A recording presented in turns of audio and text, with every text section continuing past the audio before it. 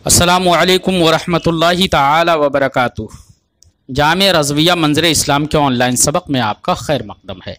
प्यारे बच्चों, खोलते हैं अपनी किताब शरहुल अक़ाइद सफ़ा नंबर 55 और बहसे क़दीम शुरू करते हैं।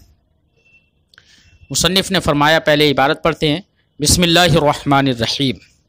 अल-क़दीम हाज़ा तस्रीहुम बिमा उलिमा इल्तिज़ामन इज़िल वाजिब ला यकुनु इल्ला क़दीमन ऐ ला इब्तिदाअ लिवुजूदिही इज़ लौ काना हादिसन मस्बूक़न बिल अदम लकाना वुजूदुहु मिन गैरिही ज़रूरतन हत्ता वक़अ फ़ी कलामिहिम फ़ी कलामि बअदिहिम अन्नल वाजिब वल क़दीम मुतरादिफ़ान लाकिन्नहु लैसा बिमुस्तक़ीमिन लिलक़त्इ बितग़ायुरिल मफ़हूमैन। तो प्यारे बच्चों, अभी आपने इबारत सुनी। आज की इस इबारत से मुसन्निफ़ का मतन है, वल मुहदिस लिल आलम हुवल्लाहु ताला अल वाहिद अल क़दीम, यानी आलम को पैदा करने वाला अल्लाह है, ज़ाते वाजिबुल वजूद है, जो वाहिद है और क़दीम है। साहिब शरह फरमाते हैं, हाज़ा तस्रीहुन बिमा उलिमा इल्तिज़ामन, मा क़ब्ल में जिसका इल्तिज़ामन इल्म हो चुका है उसकी तसरीह मुसन्निफ़ ने यहाँ पर की है, यानी क़दीम कहकर तसरीह की है। हालांकि क़दीम का मफ़हूम इल्तिज़ामन माक़ब्ल में समझ में आ गया, क्योंकि माक़ब्ल में ये कहा गया था मुहद्दिस लिल आलम अल्लाह है, और अल्लाह की तफसीर आपने पढ़ी कि अल्लाह ज़ाते वाजिबुल वजूद को कहते हैं। तो जब ज़ाते वाजिबुल वजूद समझ में आ गई तो वाजिबुल वजूद जो होगा यकीनन क़दीम होगा। वो जब क़दीम हो गया तो ज़ाते वाजिबुल वजूद के ही तहत क़दीम का क़दीम समझ में आ गया, क़दीम का इल्तिज़ामन वहीं पर मफ़हूम समझ में आ गया। तो अब बाद में क़दीम का ज़िक्र करना, ये जिसका इल्तिज़ामन इल्म हो चुका है उसकी तशरीह है। ला यकुन, ये इसलिए फरमाते हैं इज़िल वाजिबु ला यकुनु इल्ला क़दीमन। इल्तिज़ामन क़दीम क्यों जान लिया गया माक़ब्ल में? इसलिए कि माक़ब्ल में वाजिब जान लिया गया है, और वाजिब नहीं होता है मगर क़दीम ही, क्योंकि क़दीम का माना ऐ ला इब्तिदा लिवुजूदिही, यानी उसके वजूद की इब्तिदा नहीं है। क्योंकि अगर उसके वजूद की इब्तिदा हो, हादिस हो, तो ज़रूर हादिस होगा तो मस्बूक बिल आदम होगा, यानी उसके वजूद पर आदम साबिक होगा, और जब वजूद पर आदम साबिक होगा तो फिर मार्ज़ वजूद में आने के लिए उसका वजूद गैर से होगा कि कोई मुखस्सिस, कोई मूजिद उसको वजूद बख्शेगा, तो अब वो आदम से वजूद में आएगा। तो अब ऐसी सूरत में वाजिबुल वजूद क़दीम होगा, क्योंकि उसके वजूद की कोई इब्तिदा नहीं है। क्योंकि अगर उसको हम क़दीम ना माने वाजिब को, तो यकीनन हादिस मानना पड़ेगा, और हादिस मानने की सूरत में वो मस्बूक बिल आदम होगा, और जब मस्बूक बिल आदम होगा लकाना वजूदुहु मिन गैरी ज़रूरतन, तो वदीही तौर पर उसका वजूद उसके गैर से होगा, और जब गैर से वजूद होगा तो वो मोहताज इलल गैर हो गया ना। इसलिए समझ में आ गया कि माक़ब्ल में जब वाजिब कह दिया गया है, वाजिब की सराहत है, तो इल्तिज़ामन वहीं पर क़दीम समझ में आ गया।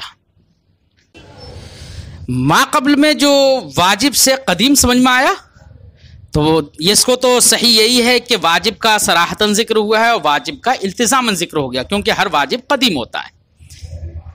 बाज़ लोगों ने तो इस हद तक कह दिया, अगरचे उनकी बात दुरुस्त नहीं है, बाज़ लोगों ने यह तक कह दिया कि वाजिब और क़दीम दोनों मुतरादिफ हैं।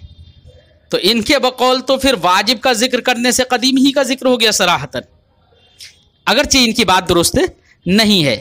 इसी को साहिब किताब ने कहा, हत्ता वक़अ फ़ी कलाम बअदिहिम, यहाँ तक कि कुछ लोगों के कलाम में ये तक वाक़ हो गया है, अन्नल वाजिब वल क़दीम मुतरादिफ़ान, कि वाजिब और क़दीम दोनों मुतरादिफ हैं।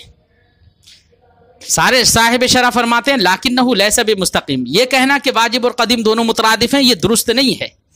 क्यों? इसलिए कि मुतरादिफ वो दो लफ्ज़ होते हैं कि जो दोनों लफ्ज़ों का मफ़हूम एक हो, और यहाँ पर वाजिब और क़दीम दोनों का मफ़हूम अलग अलग है। क्यों? इसलिए कि वाजिब किसे कहते हैं? वाजिबुल वजूद ले ज़ाती ही की तफसीर माक़ब्ल में गुजरी, یعنی کہ واجب الوجود لذات ہی وہ ہوتا ہے جس کا وجود خود سے ہو، جو غیر کا محتاج نہ ہو، اس کا مفہوم یہ ہے. اور قدیم کا مفہوم یہ ہے کہ جس کے وجود پر عدم سابق نہ ہو. تو دونوں کا مفہوم الگ الگ ہے. تو تغیر مفہومین کی بنا پر یہ یقینی ہے کہ واجب قدیم نہیں ہے. تو ہر واجب اور قدیم دونوں مترادف نہیں ہے، یہ متعین ہے. لیکن کچھ لوگوں کے کلام میں یہ واقع ہو گیا، اگرچہ درست نہیں ہے، لیکن اس سے یہ بات تو سمجھ میں آ رہی ہے کہ واجب کے ذکر سے التزاماً قدیم کا ذکر ہو گیا ہے. ہاں، ان کا یہ کہنا تو درست نہیں ہے کہ واجب اور قدیم مترادف ہیں، کیونکہ دونوں کے مفہوم الگ الگ ہیں. گفتگو ہمارے علماء کی اس سلسلے میں ہے. مترادف تو ہمارے محققین علماء نے نہیں کہا ہے کہ واجب اور قدیم مترادف ہیں. گفتگو علماء نے اس سلسلے میں کی ہے کیا بحسب صدق تساوی ہے یا نہیں ہے. تو کچھ لوگ اس بات کی طرف چلے گئے کہ واجب اور قدیم کے مابین تساوی بحسب صدق ہے، اور کچھ لوگ اس بات کی طرف چلے گئے کہ واجب اور قدیم کے درمیان عموم خصوص مطلق کی نسبت ہے. یہ قول ہیں. بہرحال جو لوگ یہ کہتے ہیں کہ واجب اور قدیم کے مابین عموم خصوص مطلق کی نسبت ہے، وہ یہ کہتے ہیں کہ قدیم عام ہے واجب سے. قدیم عام ہے واجب سے، کیونکہ قدیم کا صدق اللہ کی ذات پر بھی ہوتا ہے اور اس کی صفات پر بھی ہوتا ہے. اس کے برخلاف واجب کا صدق صرف ذات باری تعالیٰ پر ہوتا ہے، اس کی صفات پر نہیں ہوتا ہے. بات سمجھ میں آئی؟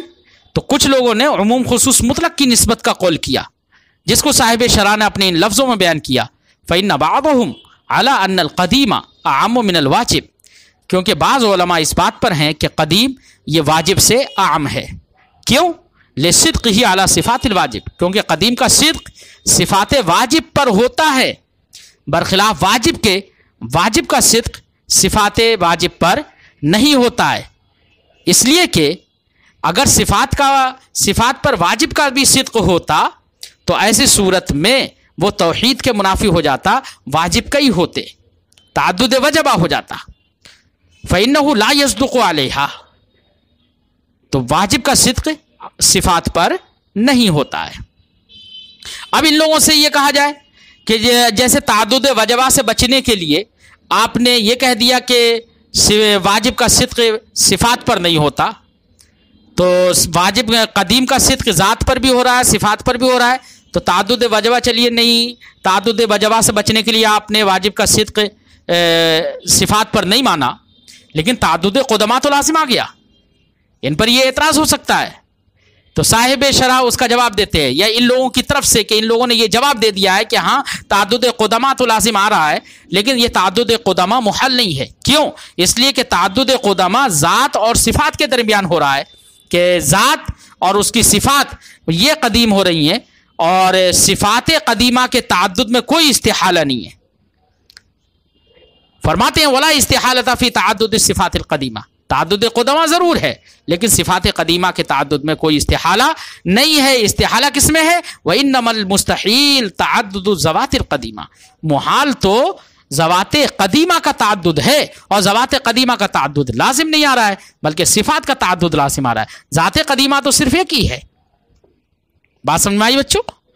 تو کچھ لوگوں نے، ہمارے علماء میں سے کچھ لوگوں نے عموم خصوص مطلق کا قول کر لیا کہ بے اعتبار صدق قدیم اور واجب عام اور خاص ہیں. قدیم عام ہے اور واجب خاص ہے.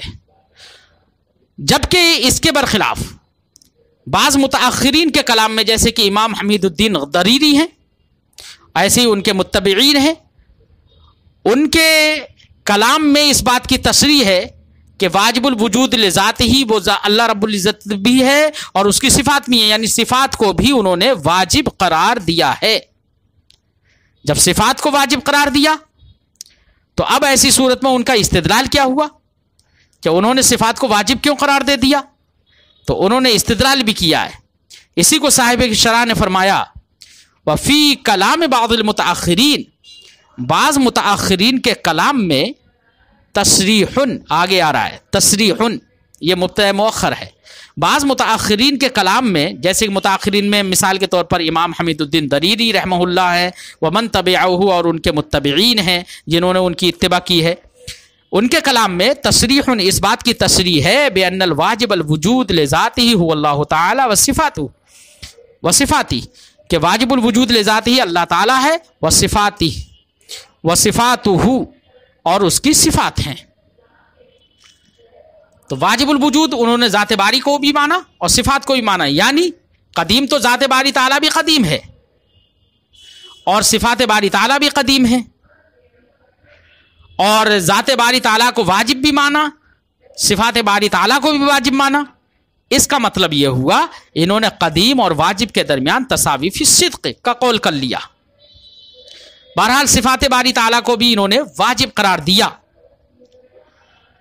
लेकिन इनके इस कौल पर एक एतराज होगा, क्या कि अल्लाह रब्बुल इज़्ज़त की हर सिफत, वो या कोई भी सिफत हो, वो अपने मौसूफ की मोहताज होती है। जब मौसूफ की मोहताज होती है, और वाजिब उसे कहते हैं जो गैर का मोहताज ना हो, तो अब ऐसी सूरत में इनका सिफात बारी ताला को वाजिब करार देना ये कैसे दुरुस्त होगा? क्योंकि वाजिब तो उसे कहते हैं जो मोहताज ही ना हो, और सिफात, हर सिफत अपने मौसूफ की मोहताज होती है। तो इसका जवाब बच्चों ये होगा कि सिफात बारी ताला को जो वाजिब करार दिया है, तो वो वाजिब लिज़ातिहा का मतलब वहां पर यह है कि वो ज़ाते कदीमा यानी अल्लाह रब्बुल इज़्ज़त की ज़ात के लिए वाजिब हैं, ना कि बेनफ्सिहा वाजिब हैं। वाजिब लिज़ातिल कदीम हैं वो, इस माना कर कि ज़ाते कदीमा, ज़ाते वाजिबुल वजूद, वो उन सिफात के तकाजे में काफ़ी है, किसी और के एहतियाज नहीं है यहां पर। तो वाजिब लिज़ात का माना वाजिब लिज़ातिल कदीम, ज़ाते कदीम के लिए वाजिब है। यानी इसी को आला हजरत अलैहि रहमत व रिज़वान ने अल मुस्तनद में ये फरमाया कि अल्लाह रब्बुल इज़्ज़त की सिफात वाजिब लिज़ात हैं, बिल ईजाब हैं, बतकाज़ा ज़ात हैं, और वो उनका सुदूर बिल ईजाब है, अल्लाह रब्बुल इज़्ज़त की ज़ात से बिल ईजाब है। तो अब कोई एतराज़ नहीं होगा। बहरहाल इन्होंने वाजिब ताला की ज़ात को भी वाजिब माना और सिफात को भी वाजिब माना, और इन्होंने इस्तिदलाल करते हुए फरमाया वस्तदल्लु अला अन्ना कुल्ला मा हुवा कदीम फहुवा वाजिब लिज़ातिही। इन्होंने इस्तिदलाल किया इस बात पर कि हर कदीम, जो भी कदीम होता है वो वाजिब लिज़ातिही होता है। क्यों? अगर वाजिब लिज़ातिही ना माने कदीम को, सिफात इलाहिया कदीम तो हैं ही सबके नज़दीक बिल इत्तिफाक, लेकिन इन्होंने कहा कि हर कदीम वाजिब लिज़ातिही होता है, वाजिब लिज़ातिही नहीं मानेंगे तो खराबी क्या? तो इन्होंने इस्तिदलाल इस तौर से किया बेअन्नहु लौ लम यकुन वाजिबन लिज़ातिही लकाना जायज़ल अदम, क्योंकि तीन ही किस्में तो हैं, या तो वाजिब या मुमकिन या मुहाल। अगर अल्लाह रब्बुल इज़्ज़त की सिफात को, जो कि कदीमा है, जो कदीम है, अगर कदीम को वाजिब ना माने तो ये कहते हैं कि अगर वाजिब नहीं होंगी तो मुहाल तो हो नहीं सकती, क्योंकि उनका वजूद है और मुहाल का वजूद कभी होता नहीं है। अब एक ही सूरत बची कि अगर वाजिब नहीं है तो जायज़ुल वजूद होंगी, और जायज़ुल वजूद अगर हो, वाजिब लिज़ात ही अगर ना हो, तो जायज़ुल वजूद होने का मतलब यह है कि उन पर आदम भी जायज़। क्यों? इसलिए कि मुमकिन का वजूद और आदम दोनों जायज़ होते हैं।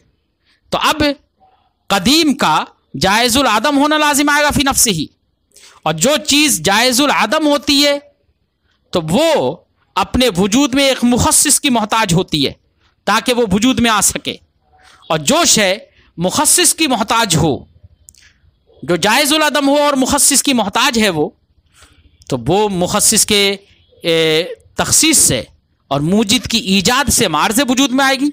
जब मार्ज़ वजूद में जब आएगी बाद में, तो फिर वो मुहदस होगी, हादिस होगी, क्योंकि मुहदस का यही मतलब है कि जिसके वजूद का ताल्लुक शय आखिर की ईजाद से हो, उसी को हादिस कहते हैं, उसी को मुहदस कहते हैं। तो अब ऐसी सूरत में अगर कदीम को वाजिब ना माना जाए تو اب ایسی صورت میں اس کا حادث ہونا لازم آئے گا. اس لیے انہوں نے کہا ہر قدیم واجب ہوتا ہے. اسی کو صاحب شرح نے اپنی لفظوں میں فرمایا کیا کہ انہوں نے استدلال یہ کیا کہ ہر قدیم واجب ہے لذاتی ہی. کیوں؟ بِأَنَّهُ لَوْ لَمْ يَكُنْ وَاجِبًا لِذَاتِهِ، کیونکہ اگر وہ واجب لذاتی ہی نہ ہو لَكَانَ جَائِزَ الْعَدَمْ فِي نَفْسِهِ، تو وہ ضرور جائز العدم فی نفسی ہی ہوگا. اور جب جائز العدم فی نفسی ہوگا فَيَحْتَاجُ فِي وُجُودِهِ إِلَى مُخَصِّصٍ، تو اب وہ اپنے وجود میں کسی مخصص کا محتاج ہوگا. فَيَكُونُ مُحَدَثًا، تو پھر وہ حادث ہو جائے گا. اِذْ لَا نَعْنِي بِالْمُحْدَث، کیونکہ ہماری مراد محدث سے یہی ہے، ہماری محدث سے مراد نہیں ہے مگر یہی ما يتعلق وجودہ بإیجاد شیء آخر، کہ جس کے وجود کا تعلق شیء آخر کے ایجاد سے ہو. تو شیء آخر کے ایجاد سے ہو، یہی مراد ہے محدث سے. تو اب واجب اگر قدیم واجب لذاتی نہ ہو تو اس کا حادث ہونا لازم آئے گا، کیونکہ وہ وجود میں مخصص کا محتاج ہوگا. لیکن بچوں، یہ ان کا جو قول ہے کہ محدث وہی ہوتا ہے جس کا وجود شیء آخر کی ایجاد سے ہو، اس سے تو یہ سمجھ میں آ رہا ہے کہ صفت قدیمہ کا وجود کسی شے کی ایجاد سے متعلق ہی نہ ہو، یہ لازم آئے گا. حالانکہ غور کیا جائے تو یہ نادانی ہے، کیونکہ صفات قدیمہ جو واجب تعالیٰ کی ہیں ان کے وجود کا تعلق ایجاد ذات باری تعالیٰ سے ہے. وہ الگ بات ہے کہ بالاختیار نہیں، بالایجاب ہے تو تعلق. تو ذات باری تعالیٰ کے ایجاد سے ان کا بھی تعلق ہے، لیکن بطریق اختیار نہیں، بطریق ایجاب ہے، جس کو اعلیٰ حضرت نے فرمایا کہ اللہ رب العزت کی صفات واجب لذات القدیمہ ہے، بالایجاب ہیں، بتقاضۂ ذات ہیں. اس لیے ان کا یہ دلیل پیش کر دینا کہ اگر قدیم واجب نہ ہو تو پھر اس کا حادث ہونا لازم آئے گا، کیونکہ اس کا وجود ایجاد شیء آخر کے ایجاد سے متعلق ہو جائے گا. یہ کہنا بہت زیادہ موزون نہیں ہے. بہرحال اختلاف اس میں ہوا کہ واجب اور قدیم دونوں متساوی بحسب صدق ہیں یا عام خاص ہیں. محققین کے مابین اس میں اختلاف نہیں ہے. یہ تو کسی نے نہیں کہا یہ محققین میں سے کہ قدیم اور واجب دونوں مترادف ہیں. لہذا جن لوگوں کے کلام میں یہ واقع ہو گیا کہ قدیم اور واجب دونوں مترادف ہیں، وہ درست نہیں ہے. پھر آگے صاحب شرح فرماتے ہیں ثم اعترضوا بان الصفات لو كانت واجبۃ لذاتها لكانت باقیۃ. ایک اعتراض کیا گیا ان لوگوں پر جنہوں نے یہ کہا کہ صفات باری تعالی واجب لذاتها ہیں.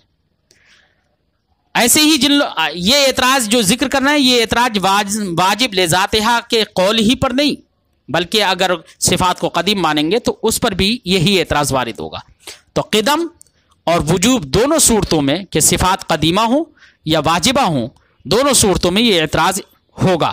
اعتراض کا خلاصہ بچوں یہ ہے کہ اگر صفات باری تعالی کو واجب لذاتها مان لیا جائے تو ایسی صورت میں صفت خود ایک معنی ہے نا، اور واجب لذاتها انہیں مانا جائے تو اس کا مطلب وہ باقی رہیں گی. جب باقی رہیں گی اور بقا ایک معنی ہے اور صفت خود ایک معنی ہے جو موصوف کے ساتھ قائم ہوتی ہے، تو اب جب اس کو واجب مان لیا جائے گا تو وہ باقی رہیں گی، تو بقا ان کے ساتھ قائم ہوگی صفت کے ساتھ، اور صفت قائم ہے ذات باری تعالیٰ کے ساتھ. تو اب ایک معنی کا قیام دوسرے معنی کے ساتھ ہو جائے گا، یعنی قیام المعنی بالمعنی لازم آئے گا، اور قیام المعنی بالمعنی یہ جائز نہیں ہے. یہ اعتراض ہوگا. تو اس کا صاحب شرح جواب بھی دیتے ہیں.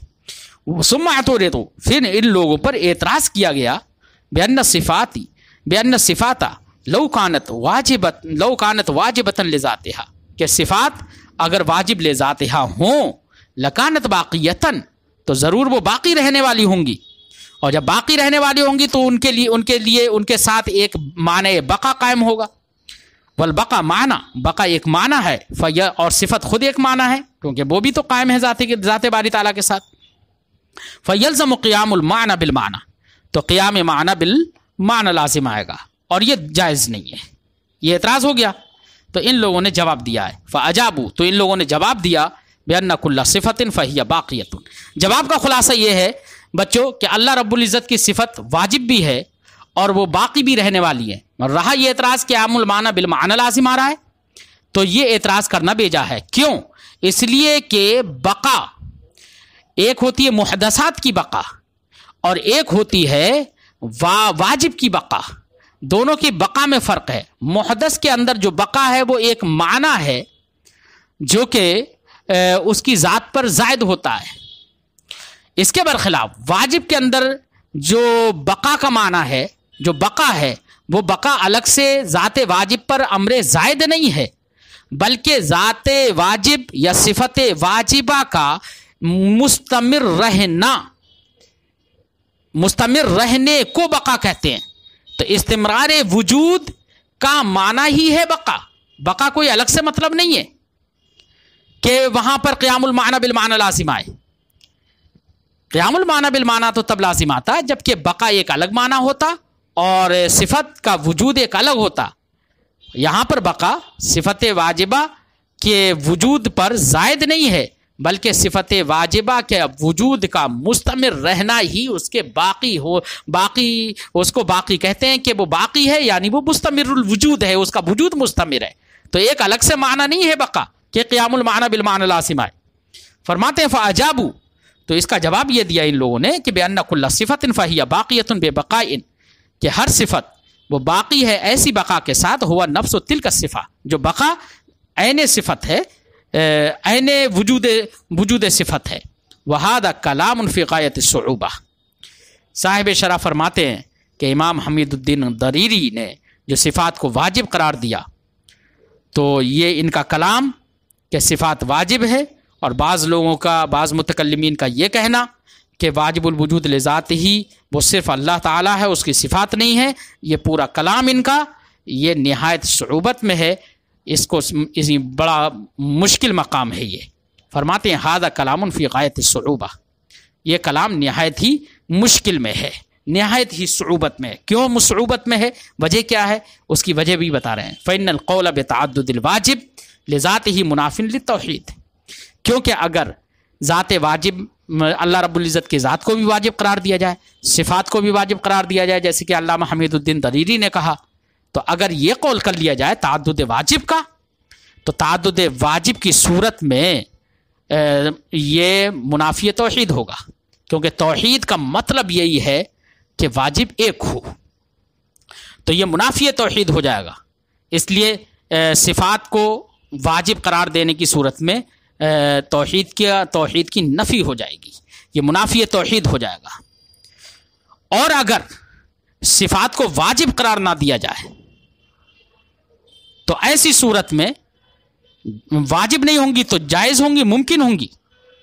تو صفات کا ممکن ہونے کا قول کر لینا، تو ممکن ہونے کا مطلب تو یہ ہے کہ کل ممکن فہو حادث، ہر ممکن حادث ہے، اور یہاں پر صفات کو ممکن قرار دینا، واجب قرار نہ دینا، جیسے کہ بعض لوگوں نے کہا کہ صفات باری تعالی واجب نہیں ہے، تو اگر امکان واجب نہیں ہے تو امکان کا قول ہو جائے گا، تو امکان صفات کا قول کرنا یہ کل ممکن فہو حادث کے خلاف ہے۔ کیوں؟ اس لیے کہ یہ ضابطہ متعین ہے کہ ہر ممکن حادث ہوتا ہے، اس کے باوجود یہاں پر صفات باری تعالیٰ کو واجب نہ قرار دے کر کے ممکن قرار دیا جائے، اور ممکن قرار دینے کے باوجود ان کو حادث نہ مانا جائے، تو کل ممکن فہو حادث ان کے منافی ہو گیا نا۔ اس لیے صاحب کتاب نے فرمایا یہ کلام غایت صعوبت میں ہے۔ فرماتے ہیں والقول بے امکان صفات، اور امکان صفات کا قول کر لینا یہ کب ہوگا؟ جبکہ صفات کو واجب نہ مانا جائے۔ امکان صفات کا قول کرنا ینافی قولہم، یہ ان کے اس قول مسلم کے منافی ہے کہ بأن کل ممکن فہو حادث، کہ ہر ممکن وہ حادث ہوتا ہے۔ لیکن اگر صفات کو واجب قرار نہ دے کر کے ممکن قرار دیا جائے اور کہا جائے کہ ممکن بھی ہیں لیکن حادث بھی نہیں ہے، تو ایسی صورت میں اگر یہ جواب دے دیا جائے کہ کل ممکن فہو حادثن کے خلاف ہو رہا ہے، تو اس کا یہ جواب دے دیا جائے کہ اللہ رب العزت کی صفات قدیم ہیں، قدیم بالزمان ہیں۔ قدیم بالزمان ہونے کا مطلب یعنی مسبوق بالعدم نہیں ہے، کہ ان کے وجود پر عدم سابق نہیں ہے، اس معنی کر ان کو قدیم مان لیا جائے۔ اور اس معنی کر قدیم ماننے کی صورت میں حدوث ذاتی کے یہ منافی نہیں ہوگا، کیونکہ اپنے نفس ذات میں وہ محتاج الی الموجد ہیں، محتاج الی ذات الواجب الوجود ہیں، تو محتاج الی الذات ہیں، اس اعتبار سے وہ حادث یعنی حادث بالذات اور قدیم بالزمان ہوں، تو کیا حرج کی بات ہے کہ اللہ رب العزت کی صفات کو قدیم مانا جائے زمانے کے اعتبار سے کہ وہ مسبوق بالعدم نہیں ہے، اور حادث مانا جائے اپنی ذات کے اعتبار سے بہین طور کے ذات واجب الوجود کی جانب وہ محتاج ہیں۔ تو اگر یہ صفات باری تعالیٰ میں قدیم بالزمان اور حادث بالذات کا قول کر لیا جائے تو کیا حرج ہے؟ تو صاحب کتاب کہہ رہے ہیں کہ اگر یہ کہیں یہ لوگ تو یہ تو فلاسفہ کے قول کو مان لینا ہے، فلاسفہ کے قول کا اعتراف کر لینا ہے۔ فرماتے فَإِن زَعَمُوا، اگر یہ لوگ جواب کے طور پر یہ کہہ دیں کہ انہا قدیمۃ بالزمان، کہ صفات باری تعالیٰ قدیم بالزمان ہیں۔ قدیم بالزمان کا مطلب بے معنی عدم المسبوقیت بالعدم، بہین طور کہ وہ صفات باری تعالیٰ مسبوق بالعدم نہیں ہیں۔ وَهَذَا لَا يُنَافِي الْحُدُوثَ الذَّاتِي، اور یہ مسبوق بالعدم یعنی قدیم بالزمان ہونا یہ حدوث ذاتی کے منافی نہیں ہے۔ حدوث ذاتی کسے کہتے ہیں؟ بمعنی الاحتیاج الی ذات الواجب، اس معنی کر کے وہ صفات باری تعالیٰ محتاج ہے ذات واجب کی، تو ذات واجب کے محتاج ہونے کی حیثیت سے وہ حادث بالذات ہے، اور چونکہ ان کے وجود پر عدم سابق نہیں ہے اس لیے وہ قدیم بالزمان ہے۔ اگر یہ لوگ یہ کہہ دیں فہو قول بما ذهب الیہ الفلاسفہ، تو یہ قول کر لینا ہے اس کا جس کی طرف فلاسفہ گئے ہیں۔ کس کی طرف گئے ہیں فلاسفہ؟ من انقسام کل من القدم والحدوث الى الذاتی والزمانی، کہ انہوں نے قدم اور حدوث کو ذاتی اور زمانی کی طرف منقسم کر دیا۔ انہوں نے کہا کہ قدیم بھی دو قسموں پر ہے اور حادث بھی دو قسموں پر ہے، قدیم بالذات، قدیم بالزمان، اور حادث بالذات، حادث بالزمان۔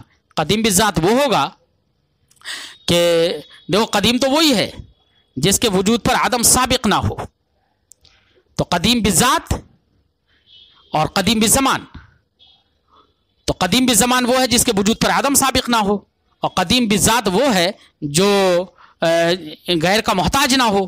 ایسی حادث کی دو قسمیں، حادث بالذات، حادث بالزمان۔ حادث بالذات وہ ہے جو غیر کا محتاج ہو، اور حادث بالزمان وہ ہے جس کے وجود پر عدم سابق ہو۔ تو اب یہ تقسیم قدم اور حدوث کی کر دی فلاسفہ نے، حالانکہ متکلمین کے نزدیک یہ تقسیم نہیں ہے۔ تو اب اگر یہ بات مان لی جائے کہ صفات قدیمہ اللہ رب العزت کی صفات قدیم بالزمان ہیں اور حادث بالذات ہیں، تو یہ فلاسفہ کے قول کو مان لینا ہے، ان کے قول کو کا اعتراف کر لینا ہے۔ وَفِيهِ رَفْضٌ لِكَثِيرٍ مِّنَ الْقَوَاعِدِ، اور اس میں یعنی اگر یہ قول کر لیا جائے کہ قدم اور حدوث دونوں ذاتی اور زمانی کی طرف منقسم ہیں، تو یہ تقسیم اگر کر لی جائے تو اس میں بہت سارے قواعد کو ٹھکرانا ہوگا، بہت سارے قواعد کو ٹھکرانا۔ وہ کیسے؟ وہ اس طرح سے، مثلا جب یہاں پر آپ نے یہ کہہ دیا کہ قدیم دو طرح کا ہوتا ہے، ایک قدیم بالذات، ایک قدیم بالزمان، ایک ایسی حادث کا قول کر لیا حادث بالذات، حادث بالزمان، تو پھر یہ عناصر جو مرکب ہے عناصر سے ان چیزوں کے اندر کی بھی یہ بات ہوگی۔ جب یہ بات ہوگی تو فلاسفہ کا جو مقصود ہے وہ حاصل ہو جائے گا ان کا، کیونکہ وہ یہی تو کہتے ہیں کہ عالم قدیم بالزمان ہے۔ کیا کہتے ہیں؟ عالم قدیم بالزمان ہے، بہین طور کہ اس کے وجود پر عدم سابق نہیں ہے، اور حادث بالذات مانتے ہیں اس معنی کر کہ وہ ذات واجب تعالیٰ کی طرف محتاج ہے، تو حادث بالذات مانتے ہیں زمانے کو، اور قدیم بالزمان مانتے ہیں۔ حادث بالذات اور قدیم بالزمان مانتے ہیں زمانے عالم کو، تو عالم کو قدیم بالزمان اور حادث بالذات مانتے ہیں، تو ہم بھی تو ہمارے نزدیک بھی تو یہی کہنا لازم آئے گا کہ چلیے قدیم بالذات اور قدیم بالزمان آپ نے جب یہ مان لیا، جب تقسیم کر لی قدیم کی اور حادث کی، تو پھر یہاں پر بھی آپ یہی کہیے کہ عالم وہ قدیم بالزمان ہے اور حادث بالذات ہے، یہ قول کریے۔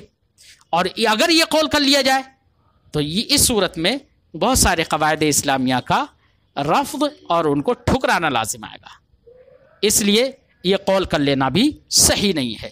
بہرحال یہ بات مصنف کی بالکل ٹھیک ہے، ھذا کلام فی غایت الصعوبہ، یہ کلام نہایت ہی دشواری میں ہے، مقام دشواری ہے یہ۔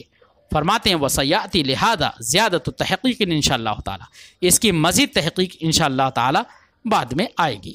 تو بچوں آج کی گفتگو ہم